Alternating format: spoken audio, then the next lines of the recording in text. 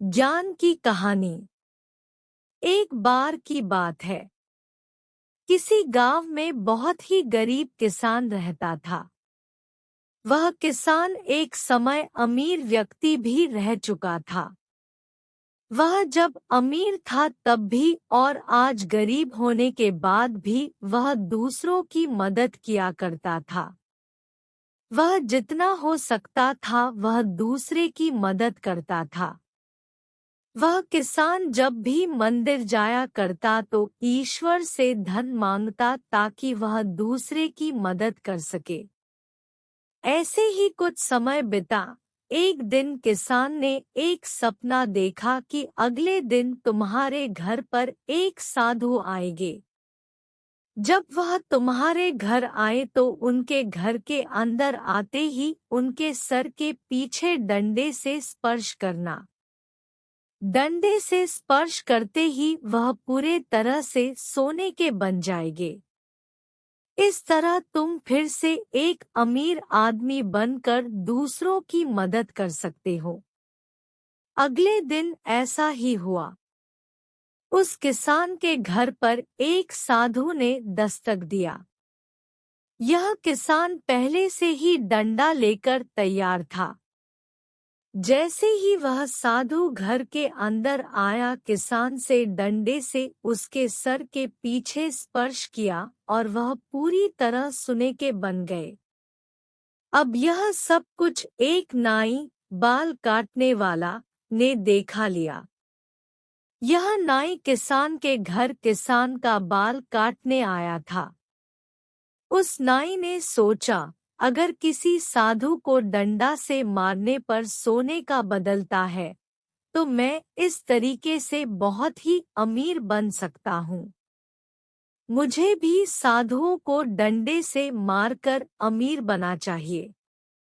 उस किसान ने तो बस एक ही साधु को डंडा से मारा, मैं एक से ज्यादा साधु को डंडे से मारकर उससे भी ज्यादा पैसे वाला बन जाऊंगा। यह सोचकर नाई ने कुछ साधु को अपने घर भोजन और दान देने के लिए बुलाया।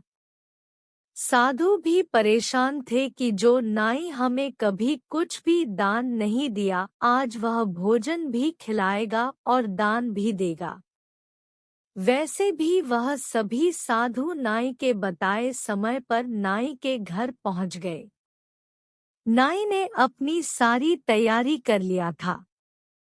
जैसे ही साधु नाई के घर की अंदर गए, नाई ने अपने घर का दरवाजा बंद कर दिए। उसके बाद नाई साधुओं को डंडे से मारने लगा, लेकिन कोई भी साधु सोने का न बना। साधु नाई को इस तरह से मारने का कारण समझ नहीं पा रहे थे। कुछ समय मार खाने के बाद सभी साधुओं को गुस्सा आ गया। सभी साधु मिलकर नाई को खूब मारा। नाई को मारने के बाद वह नाई के घर से बाहर आ गए। बहुत समय पहले की बात है। कहीं दूर एक जंगल हुआ करता था। उस जंगल में एक पीपल का पेड़ था। वह पीपल का पेड़ बहुत साल पुराना था। उस पीपल के पेड़ को देखकर लगता था कि उसकी उम्र करीब 100 साल हो गई। जब भी कोई राहगीर उस जंगल से जाया करता था तो उस पीपल के नीचे रुककर आराम किया करता था। उस पीपल के नीचे काफी ठंड रहा करता था। यह गर्मी के मौसम में राहगीर को खुद की ओर खींच लिया करता था। उस पीपल के पेड़ पर कई चिड़िया अपने घोंसले में रहा करती थी। एक दिन एक कौआ ने देखा कि कोई शिकारी उस पीपल के पेड़ के पास आ रहा है।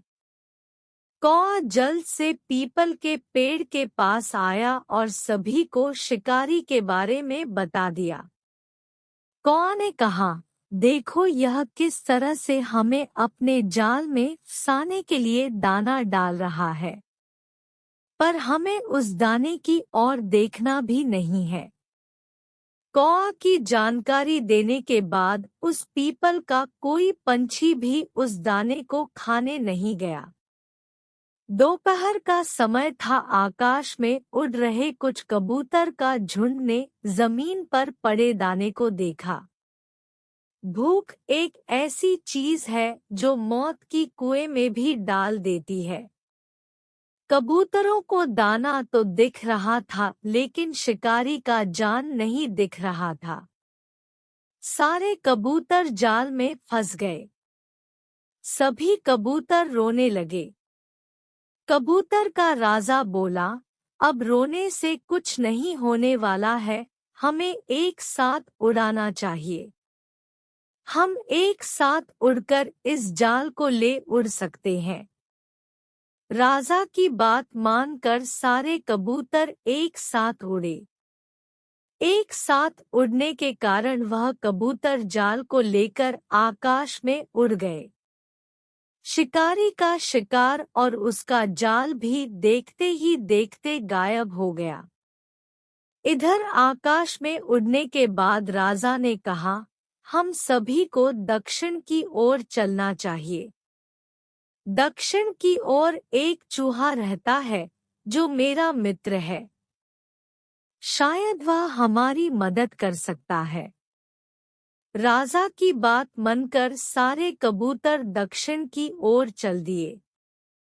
चूहे के घर पहुंचने पर कबूतरों के राजा ने चूहे को बुलाया और कहा, प्यारे मित्र, आज हमें तुम्हारी मदद की जरूरत है।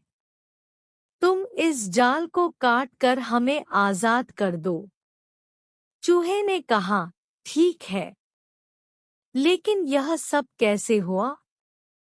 कबूतरों के राजा ने कहा, भूख की आग ने हमारी आंख पर पर्दा डाल देता है। हमें भोजन तो दिखता है, लेकिन उस भोजन को देना वाला नहीं दिखता है।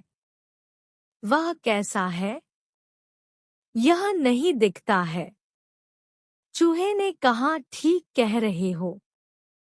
चूहा जाल को काटना शुरू कर दिया। कुछ समय के अंदर ही चूहे ने सभी कबूतर को जाल से आजाद कर दिया। कबूतरों के राजा ने कहा, मैं तुम्हें किस मुंह से धन्यवाद कहूँ? इस पर चूहे ने कहा, एक मित्र दूसरे मित्र के काम न आए तो वह मित्र ही क्या, और उनमें मित्रता ही किया। इस कहानी से हमें ज्ञान मिलता है कि हमें किसी भी काम को एक साथ करना चाहिए। एक साथ मिलकर किसी काम को किया जा सकता है। इसलिए एक साथ मिलकर कोई भी काम करे। तो आप सभी इस कहानी को पढ़ने के बाद सीख जरूर मिली होगी। तो आपको यह कहानी कैसा लगा कमेंट में जरूर बताएं, और ऐसी नई नई कहानी को सुनने के लिए चैनल को सब्सक्राइब जरूर करें।